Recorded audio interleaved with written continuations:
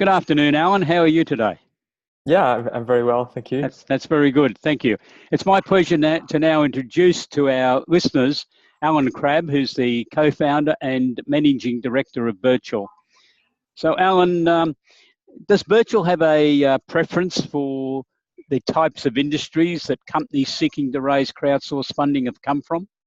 Absolutely. I think for me, before even we looked at providing a service through equity crowdfunding, we really looked at, I suppose, what companies are leveraging equity crowdfunding the most. And for us, we realized that it's very much consumer-based companies that are using this as an effective tool to not only raise capital, but also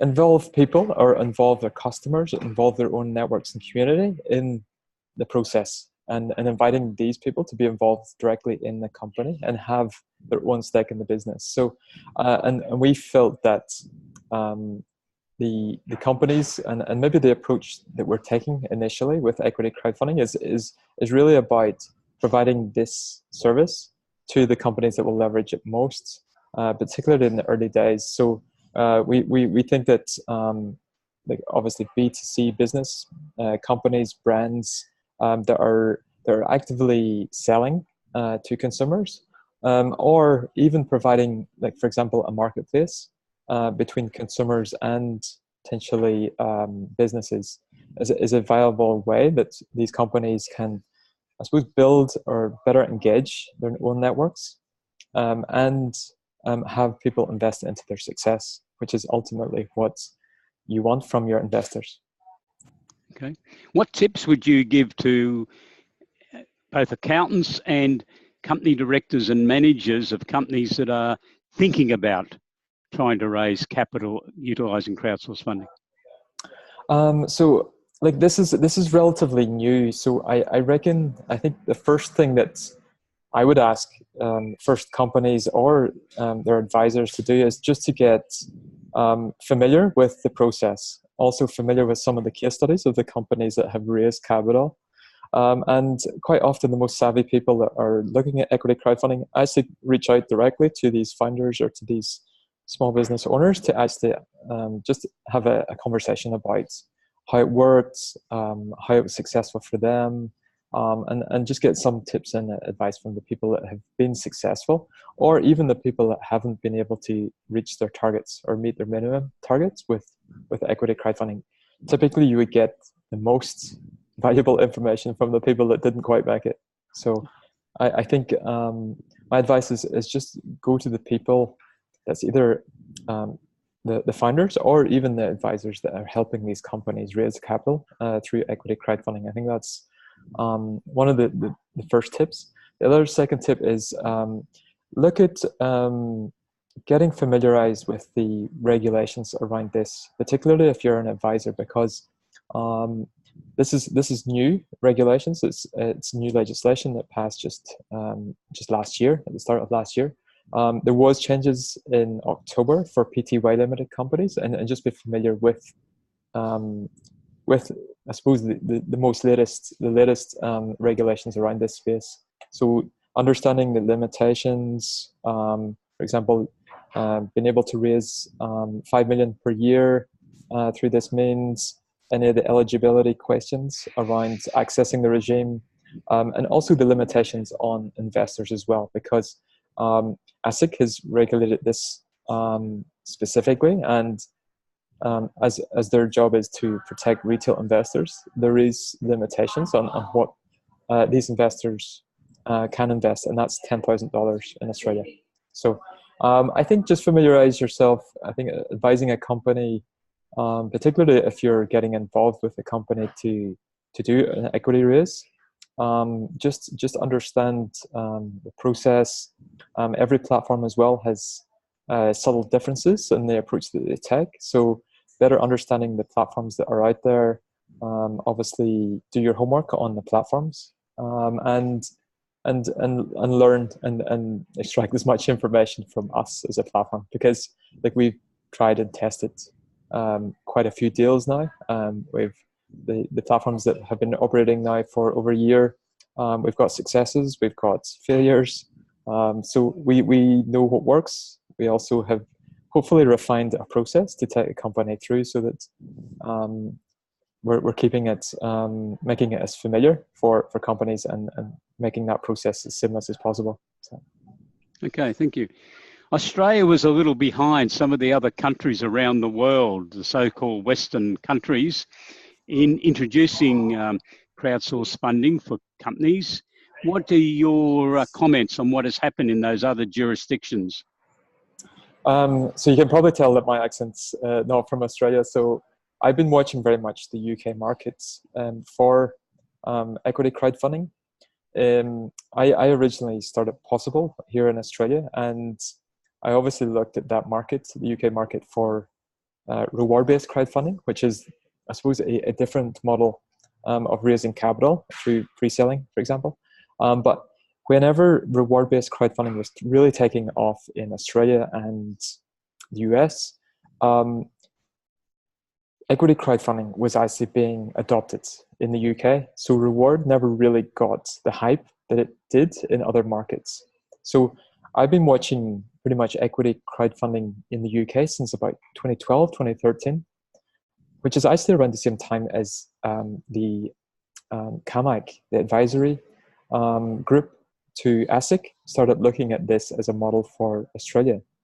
But I've since learned in the last couple of years that there wasn't legislation in the UK for this stuff, and people were doing it outside of the regulated area.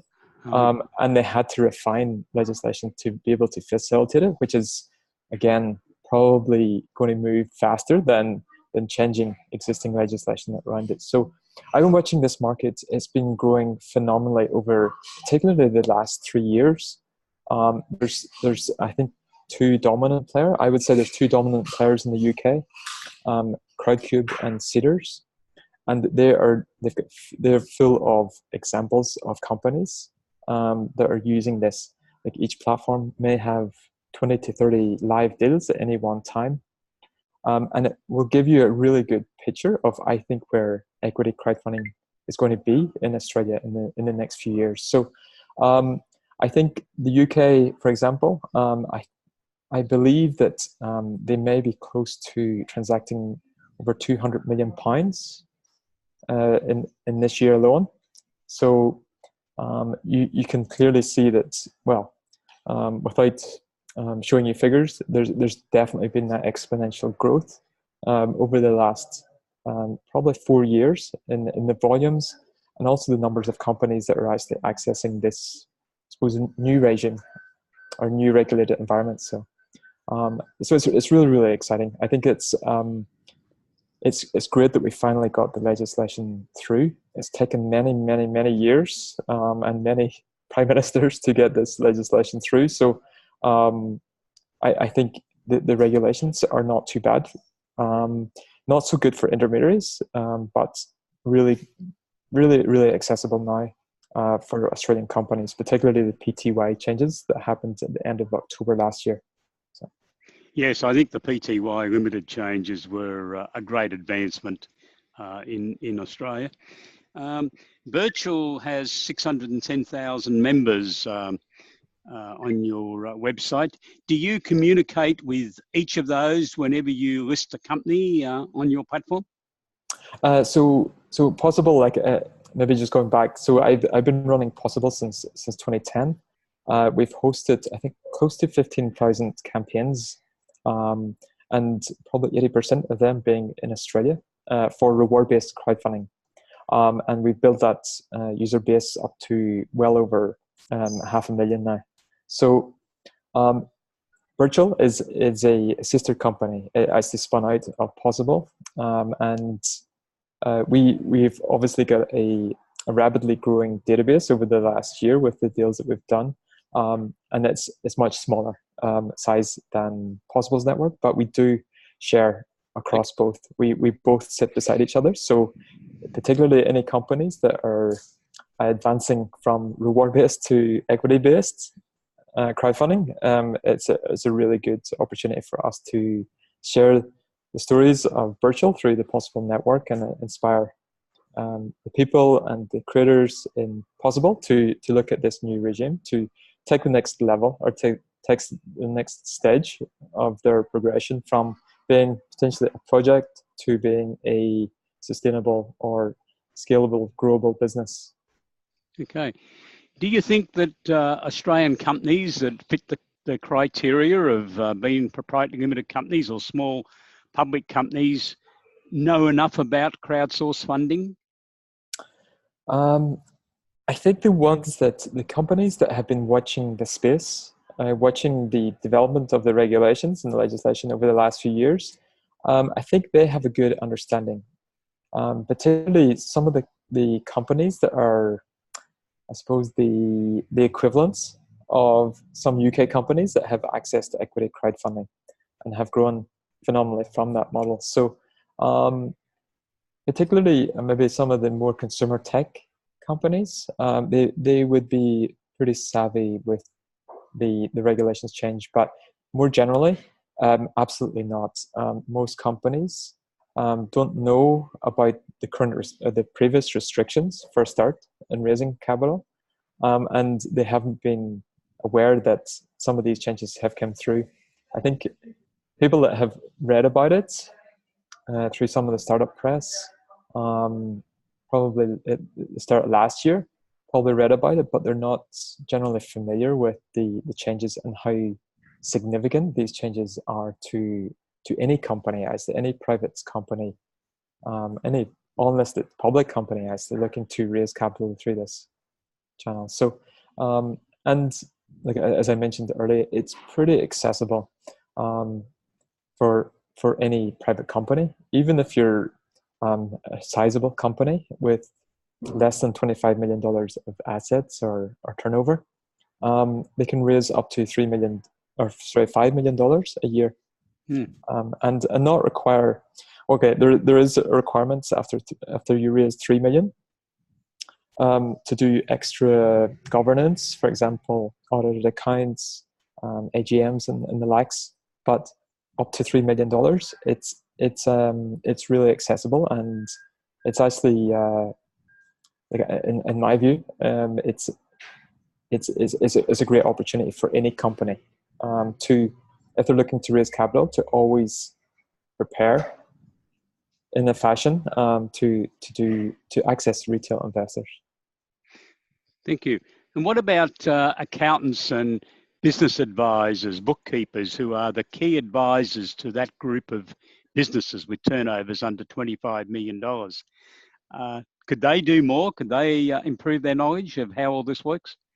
Absolutely. So there's maybe pretty boring, but there is detailed guides by ASIC on the regulation changes, particularly the specific details of the regulations, the eligibility, and also familiarizing themselves with what's called the offer document as well is very important. I think this is the key from an advisory perspective, is to ensure that the contents of that offer document meets the minimum requirements from not only a disclosure perspective, but also from a financial perspective as well. So I think just understanding what the minimum requirements are, and also familiarizing themselves with some of the examples that are out there.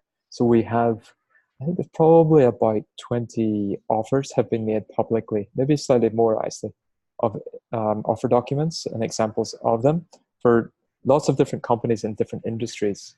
And you can get a good picture of what the requirements are.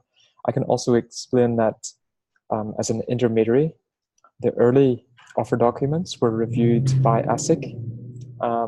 They didn't obviously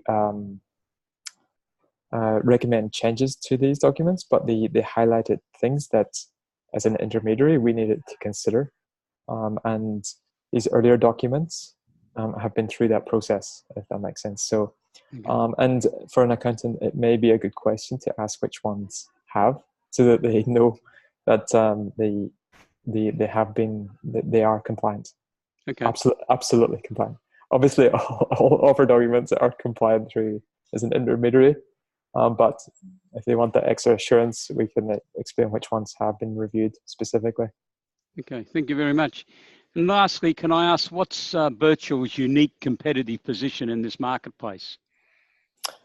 I think firstly, the approach that we've taken and the experience that the team have. So, like I'm an experienced founder myself. I started Possible back in 2010.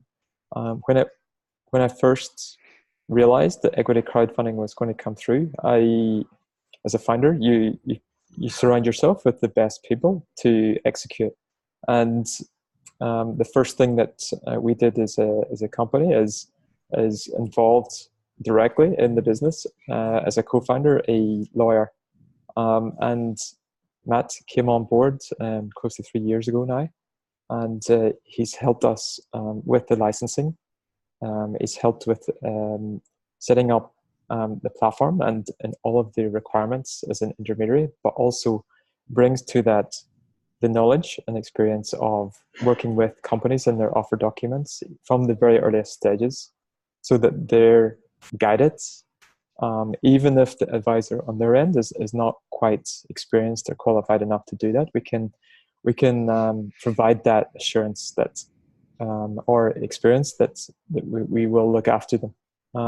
Secondly, I hired actually someone from the UK, from one of the big platforms. So that brings someone that has more experience than anyone else in Australia of equity crowdfunding itself, and has seen it grow.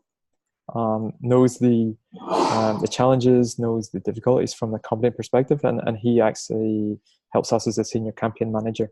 And then thirdly, myself, I've been doing crowdfunding for a very long time. I know how to engage people. I know how to build communities. I know how to, from a brand or from a consumer company perspective, be able to engage audiences in a way that hopefully provides them provides companies that insight and data to be able to assess the potential of how much they can raise, and also the potential of the network or the community that you've built after the raise has been completed.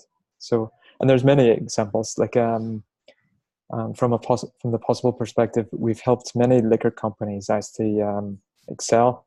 One of the earliest liquor companies, for example, was Four Pillars, the gin company. We helped these guys with their first crowdfund back in it must be nearly 5 years ago now. But there's many examples in Possible where we build that community, and that's so powerful, I think, for Australian brands, particularly the ones that want to go outside. So. Okay, thanks very much, Alan. Thank you for your time today, and good luck for you and your colleagues in Virtual in the future, as I think we are going into a very interesting period in Australian small and medium-sized business life, as companies can raise capital as long as they've got the vision and the ideas and the drive to make it all work, which I'm sure you'd agree. So thank Absolutely, you very much for your time today. Yeah, well, hopefully we can check in as we progress as well. So yeah, I look forward to keeping in touch. And that's right. Yeah, we'll talk to you later on and see how things are going. Yeah. Okay. Well, thank you very much